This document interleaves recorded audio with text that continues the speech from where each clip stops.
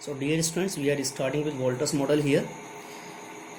The questions based on Volta's model follow this formula. The formula is P equals to D divided by KE plus R upon KE into E minus D divided by KE. I repeat, formula is P is equal to D upon KE plus R upon KE into E minus D divided by KE, where P refers to current market price of share. P refers to current market price of share and D refers to the dividend per share.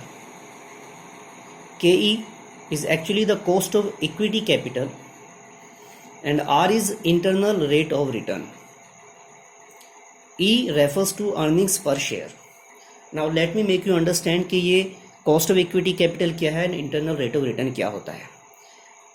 Actually जब company अपने share holders को dividend pay करती है तो वो share holders उस dividend की amount को कहीं और इन्वेस्ट करके कुछ और बेटर रिटर्न्स लेना चाहते हैं. तो इन दैट केस कंपनी के लिए वो जो कैपिटल वो इन्वेस्ट करेंगे उस पर रिटर्न लेंगे, वो कंपनी के लिए एक अपॉर्चुनिटी कॉस्ट है कि अगर वो उनको मिल जाती तो वो उस पर और ज़्यादा रिटर्न दे पाते. तो कंपनी के लिए वो एक अपॉर्चुनिटी कॉस्ट है या उसको हम कॉस्ट ऑफ इक्विटी कैपिटल भी कह सकते हैं या that is required rate of return. Okay. इसके अलावा अगर कंपनी अपने शेयर होल्डर्स को डिविडेंड पे नहीं करती और उसके पास में कुछ अच्छे प्रॉफिटेबल प्रोजेक्ट्स होते तो कंपनी उस पैसे को उन्हें ना पे करके खुद कहीं किसी प्रॉफिटेबल प्रोजेक्ट में लगा देती, जिसकी वजह से कंपनी को और ज़्यादा प्रॉफिट्स होता और फिर वो अपने शेयर होल्डर्स की वैल्यू को बढ़ा देती.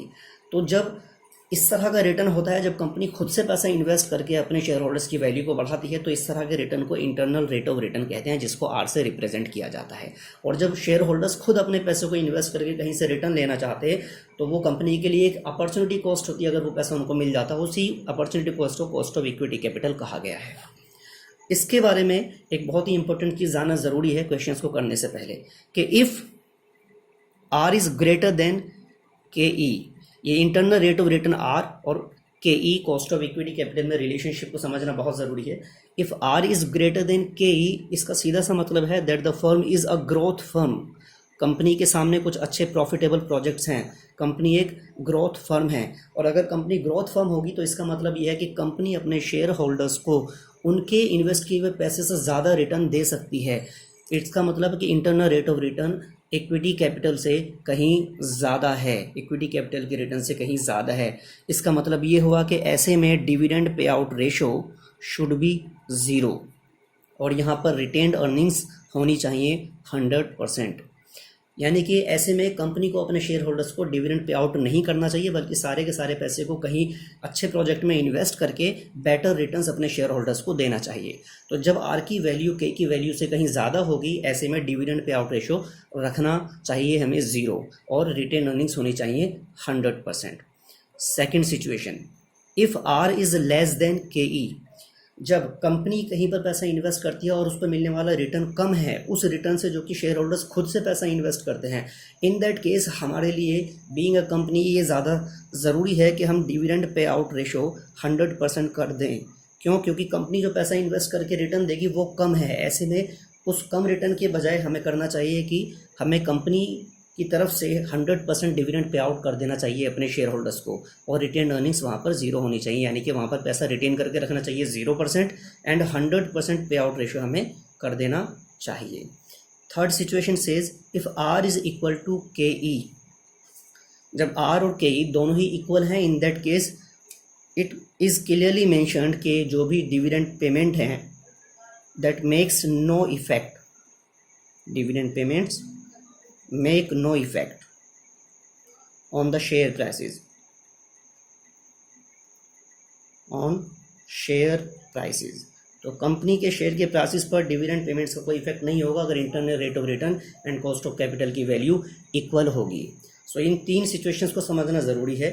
इसके लिए अब हम आगे एक क्वेश्चन सॉल्व करने जा रहे हैं. क्वेश्चंस के अकॉर्डिंग हम इसको ज़्यादा अच्छे से समझ पाएंगे. देयर इज़ अ कंपनी जिसके बारे में कुछ डिटेल्स हमें गिवन है.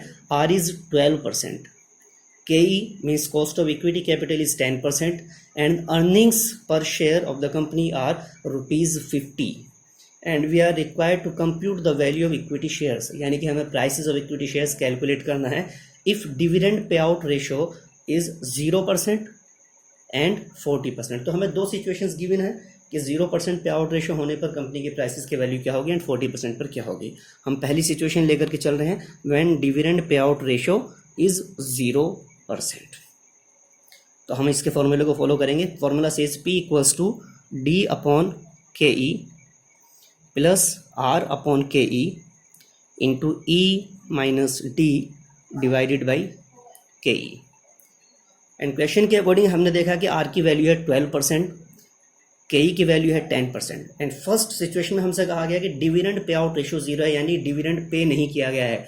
जब डिविडेंड पे आउट रेशो 0 है तो डिविडेंड पे कितना किया गया, 0, यानी कि DPS की वैल्यू होगी 0। एंड KE यानी कि कॉस्ट ऑफ इक्विटी कैपिटल की वैल्यू यहाँ पर 10% गिवन है, 10% मीन्स 0.10, एब्सोल्यूट वैल्यू में हम इसको रिप्रेजेंट करेंगे 0.10, प्लस R का वैल्यू हमें 12% गिवन है, means 0.12 divided by KE again 0.10 into E minus D। E की वैल्यू 50 है and dividend payout ratio ratio 0 है, इसलिए DPS की वैल्यू होगी हमारी 0 divided by again KE means 0.10।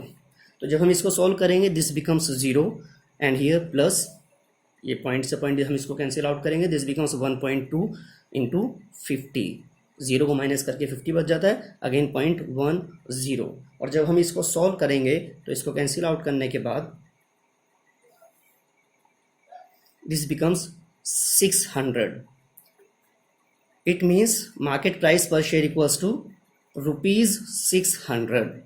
तो जब डिविडेंड पे आउट रेशो 0 होता है, इन दैट केस कंपनी के प्राइसेस पर शेयर कितने होंगे, 600। हमने क्या किया है, यहाँ से डिविडेंड पे आउट रेशो 0 होने की वजह से डिविडेंड की वैल्यू 0 रखी है and cost of equity capital हमें यहाँ 10% गिवन है, इसलिए 0.10, R की वैल्यू 12% है, सो 0.12 एंड अर्निंग्स पर share 50 and dividend payout out 0 था, इसलिए 0 को हमने इसमें से माइनस किया और सिंपली कैलकुलेशन करने के बाद we have the value P equals to 600।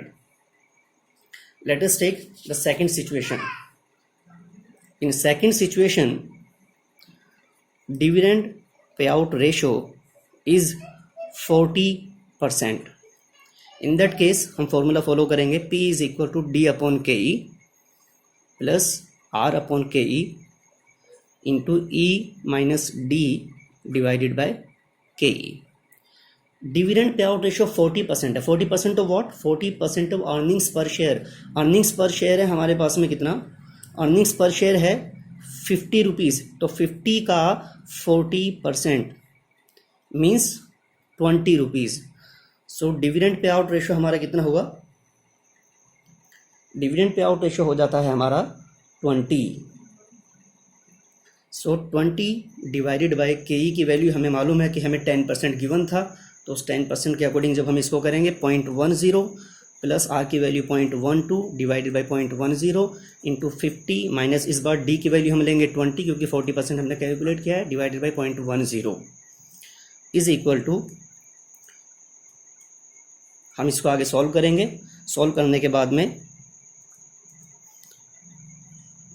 This becomes 20 plus इसको कैंसिल आउट किया, this becomes 1.2 into 30 divided by 0.10।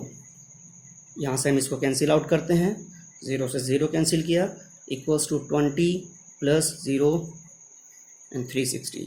So this becomes what, this becomes here this is 200, this becomes 560। So price equals to ₹560 पर share.